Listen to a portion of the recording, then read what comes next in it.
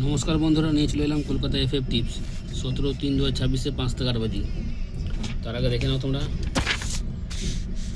16 তারিখ কোন game pass পেয়েছিলে 5 থেকে 8 বাজির মধ্যে। 1 পাস পেয়েছো, 3 পাস পেয়েছো, 4 পাস পেয়েছো। 17/3/2026 5 থেকে 8 বাজি থাকবে আজকে। 4 পাত্তি হবে 2 3 9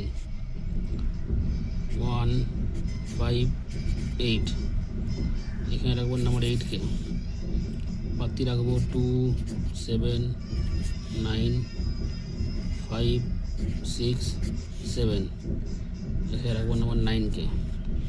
পাত্তি হবে 2 3 4। তার আগে বন্ধুরা তোমরা লাইক করো, কমেন্ট করো, শেয়ার করো। আর যারা কলকাতা ফটাফট আরও খেলার খবর সবার আগে জানতে চাও বা দেখতে চাও, এফএফ লিও গদি ঘরের মতনই সব কিছু পাবে। এফএফ লিও পাত্তি হবে এখানে 3 7 9।